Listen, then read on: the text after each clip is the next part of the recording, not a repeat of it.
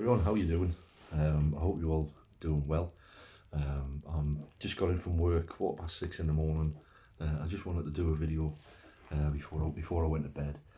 Um, I mean, one of the things that is confusing about the whole gambling thing, when we get to that point where we know that if we gamble, we're going to lose all our money,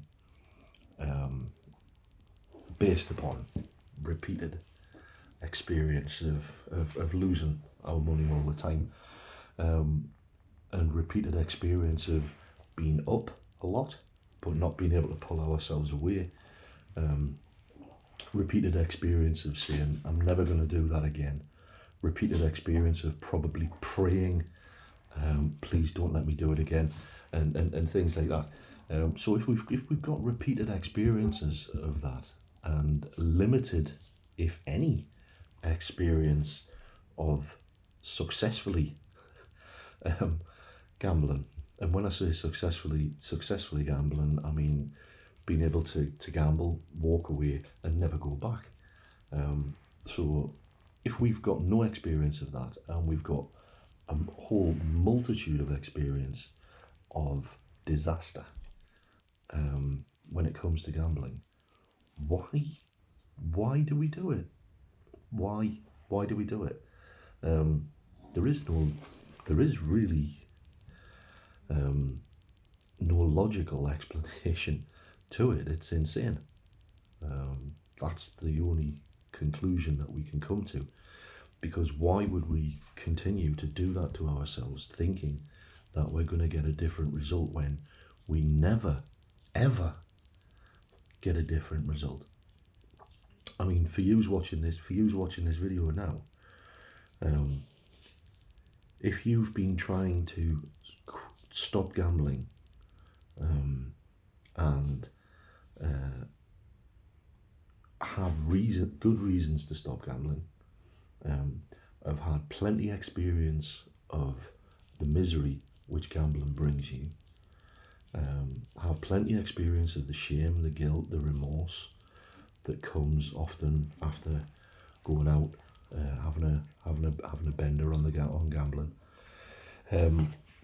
If you've got all that experience, and if you've got that experience of making that real determination never to do it again, why do you keep doing it?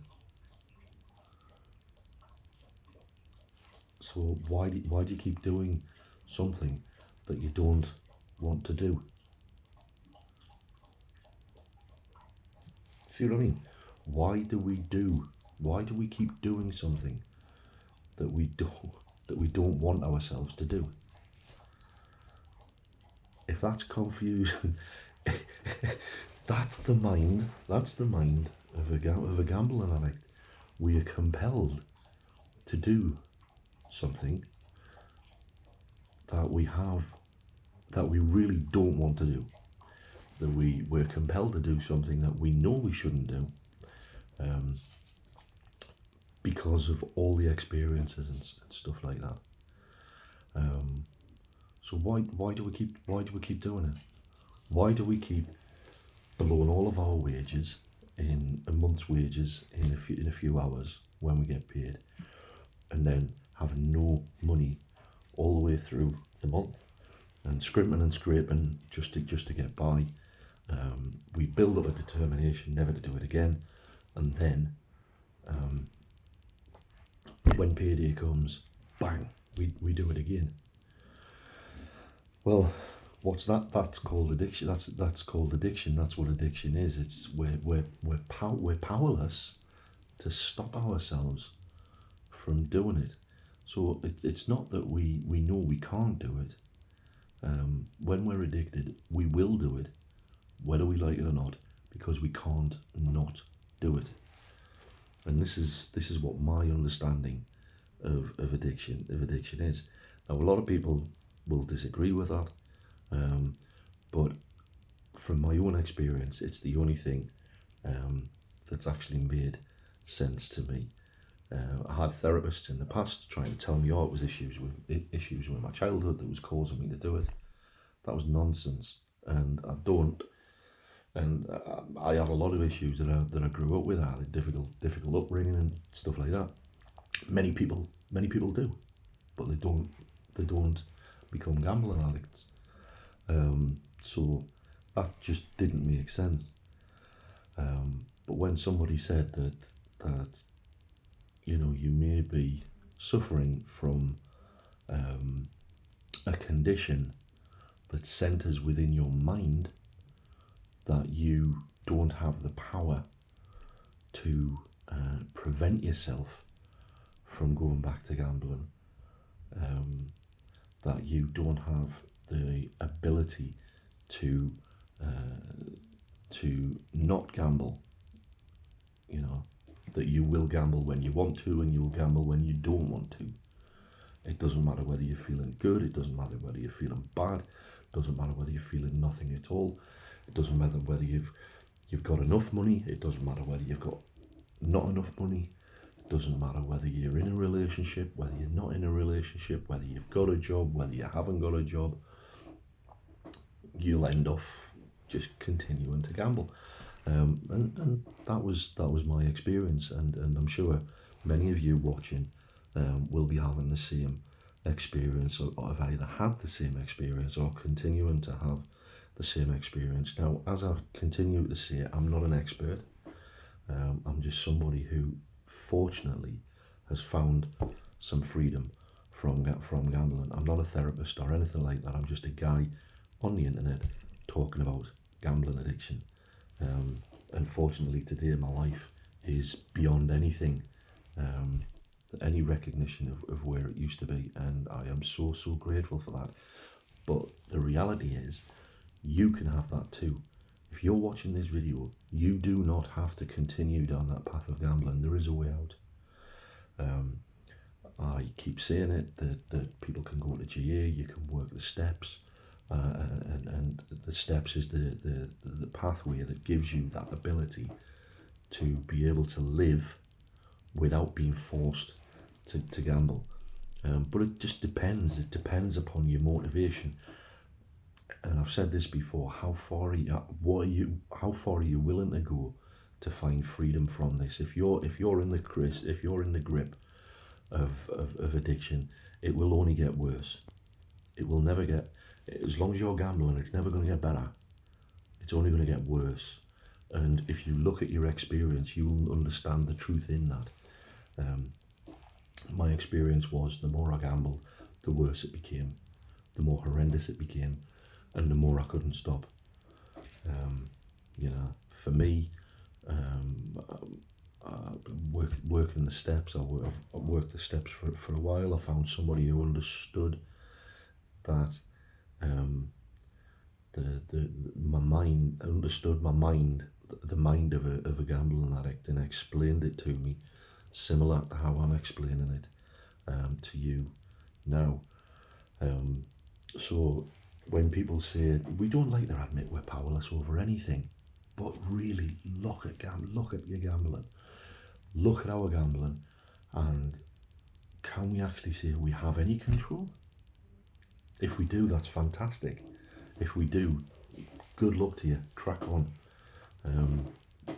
But if you don't, and it's destroying your life, and it's destroying your relationships, and it's destroying your prospects, your future prospects, or even if you're not at that point yet, but it's starting to interfere with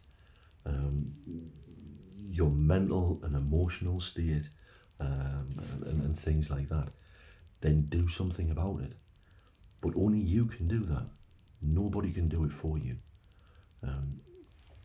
No matter how many people plead with you not to do it again, and no matter how many times you promise and mean it that you're never going to do it again, there will come a time when, out of the blue, suddenly the thought will cross your mind, well, if I just put a fiver on, if I just put a tenner on, okay, I'll put a tenner on. Once that tenner runs out, okay, how much in my bank account can I afford to lose? And then before you know it, you go to deposit, and it's like declined at bank, insufficient funds. You've rinsed your bank account out again, and you're banging your head, thinking, "How the hell did this happen? How the hell did I do that?" That's what it means when we say we are powerless to prevent ourselves. Prevent ourselves from gambling. We lack power and need to get power from somewhere. And the 12-step program is a proven method whereby whereby people are able to find the freedom that they're looking for. There may be other things I don't know. There may be new forms of therapy or whatever. But these are the things that are available to us, and I would advise and I would encourage anybody who is struggling to bite the bullet, put some action in, because if you don't act, it will get worse, and it'll have such a profound impact on your life as your addiction takes you to depths you can't even imagine yet. You know, and nobody deserves that. Nobody deserves that, and you don't deserve that. You know, with me, you know, I don't worry about I don't worry about gambling today. You know, I try and keep I try and keep a mind where I'm focused on others. I try and help out and try and be the best person I can be. You know what I mean? And I don't get it right all the time, but trying to follow a certain set of guidelines and a certain set of principles is what allows me to live with the freedom I've got today. So you can do it. You can. You know, there's a whole world waiting for you that's a hell of a lot better than the one that you're in now. You deserve this, and I'm just going to leave this video here, and I hope it's been some use to you. I'm going to have a cup of tea, and I'm going to get ready for bed. I mean, just on a today, my wife was saying, because I'm coming up to one of them big birthdays, and she was like, "What do you fancy doing for your birthday?" And I was like, "Well, I don't know. Usually I'm not really bothered. You know what I mean?" And out of the blue, it was just like, "I want to go to Nepal." I've always wanted to go to India since I was a kid. I've never been to India, and I said I wanted to fancy going to Nepal. So here we are. I don't know how we're going to do it. You know what I mean? Maybe it will happen next year or the year after. Maybe it won't. But we're actively looking into going traveling to Nepal for 2 weeks or whatever.